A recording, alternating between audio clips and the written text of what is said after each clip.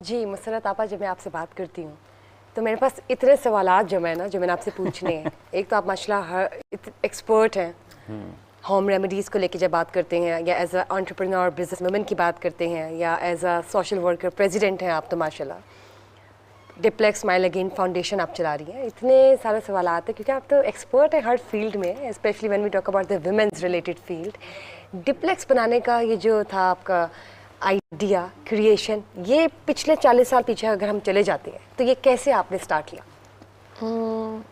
ایسے اسٹارٹ لیا کہ میں ایک سنگل مدر تھی، اور مجھے میرے والدین نے آپشن دی کہ آپ اپنی پڑھائی کنٹینیو کرنا چاہیں گی یا کچھ اور سوچا ہے. تو میں نے کہا نہیں جی، میں نے تو اپنے پاؤں پہ کھڑا ہونا ہے اور میں نے کام کرنا ہے.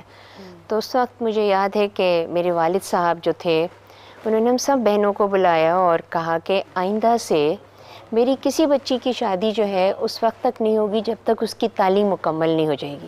وہ ان کا ویژن تھا، اور الحمدللہ باقی ساری بچیاں تو کافی پڑھ لکھ گئیں، اور میں نے اپنی انٹر اور گریجویشن وغیرہ جو تھی وہ اپنے کام کے وقت جو ہے وہ جاری رکھی.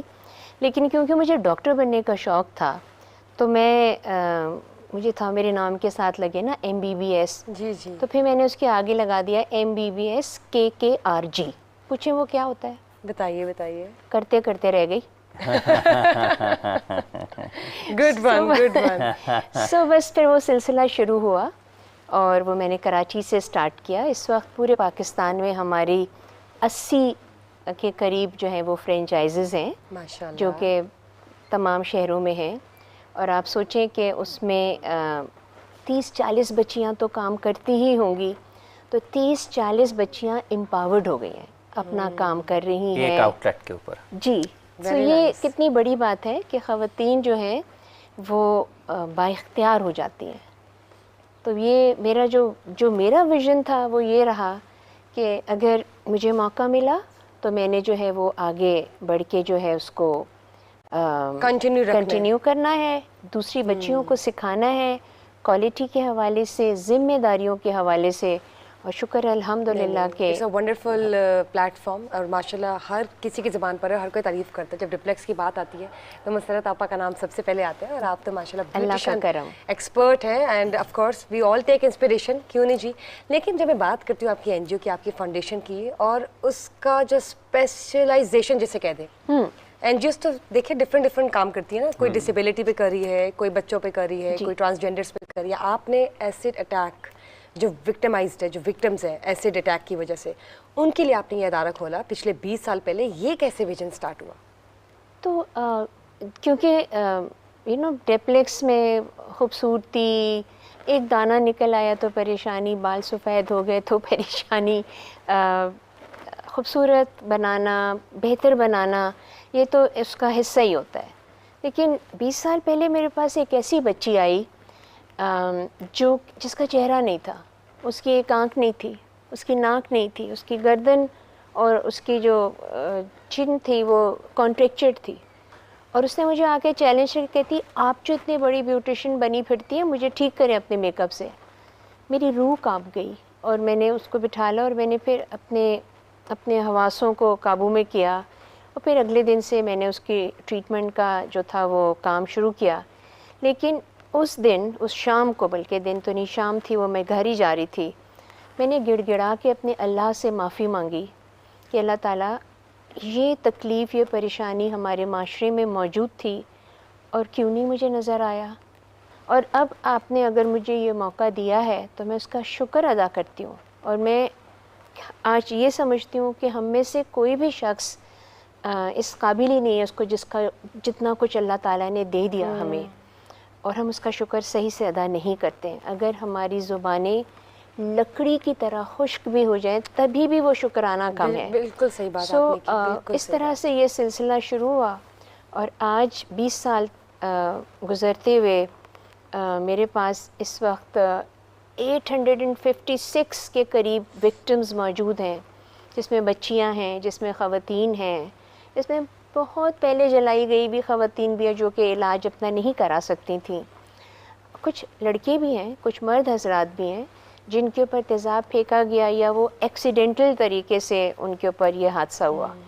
تو بس اس طرح سے یہ سلسلہ جو تھا وہ شروع ہوا. پھر 10-15 دن کے بعد میں نے سوچا کہ میں اخبار میں نے ایڈ دیا کہ اگر آپ تیزاب سے یا مٹی کے تیل سے جلی ہوئی تو فلاں تاریخ کو آپ جیپلیکس میں آ جائیے گا. تو میں نے دل میں یہ سوچا کہ مجھے جب اللہ تعالیٰ نے یہ موقع دیا ہے تو میں جہاں ایک بچی کا علاج کرا رہی ہوں میں 2-3 اور بچیوں کا کرا دوں گی. لو جی اللہ میاں نے تو میرا امتحان ہی لے ڈالا. انہوں نے 42 لڑکیوں کو بھیجا اس دن. 42 بچے بچیاں خواتین وہ سب موجود تھے. اور میں نے کہا اللہ میاں جی میرے بس کی بات نہیں ہے, لیکن اللہ تعالیٰ آپ کو دیتا ہی اتنا ہے جتنا آپ سہار سکتے ہیں. بالکل تو بالکل. بس وہ سلسلہ جو شروع ہوا تو آج تک جاری. اور یہ ارلی 2000s کی بات ہے کہ لیٹ 1990s کی؟ نو آئی اسٹارٹیڈ ان 2003. 2003 کی بات ہے. ماشاء اللہ. اور اب 23 تک ماشاء اللہ کام چل رہا ہے. اللہ آپ کو توفیق دے, آپ وسیلہ بنی ان کی شکر جو الحمدللہ. وکٹم ہے ایسڈ اٹیکس کے, اور ان کا سہارا بنی, ان کو آپ نے موٹیویشن دی اور جینے کا ایک نئی, جیسے کہتے ہیں نا, کرن امید. کوشش یو ہیو کرتی been the source of it by the grace of Allah. بے شک. شکر الحمدللہ. اچھا جی, ہمارے ساتھ مفتی سخاوت منیر نعیمی صاحب بھی ہیں. مفتی صاحب, آپ کل ایک گفتگو ہو رہی تھی جس طرح, آپ اس حوالے سے کچھ کہنا چاہ رہے ہیں؟ جی بالکل. بسم اللہ الرحمن الرحیم. قرآن کی آیت یا ایھا الذین آمنوا اتقوا اللہ وابتغوا الیہ الوسیلۃ وجاہدوا فی سبیلہ لعلکم تفلحون. جی. کل 2-3 باتیں ایسی ہوئی تھیں کہ جس کے اندر میرا خیال ہے کہ ناظرین و سامعین ہمارے جو ہیں ان کو کوئی صحیح معنوں میں آگاہی نہیں ملی. تو اس وجہ سے میں اپنا جو ایک نظریہ ہے, بلکہ میں اپنا نظریہ کیا جو قرآن و سنت سے مسائل ہیں وہ پیش کرنا چاہوں گا. اور میری ریکویسٹ ہوگی کہ میں اس کو جب تک مکمل نہ کروں تو آپ کی نوازش ہوگی میری بات کو کمپلیٹ ہو جی جائے. جی پلیز فرمائیے. ایک وقت تھا کہ جب آج سے کچھ اگر آپ 50-60 سال پیچھے چلے جائیں تو ایک وقت تھا کہ جب لوگ قرآن کے حوالے سے بات کرتے ہوئے اور اس کے اندر کوئی بھی اپنی رائے قائم کرنے سے پہلے بہت زیادہ ڈرتے تھے. کہتے تھے یہ ایک ایسا سمندر ہے کہ اس کے اندر وہی غوطہ لگائے کہ جو اس کے رموز و اوقاف کو جاننے والا ہے.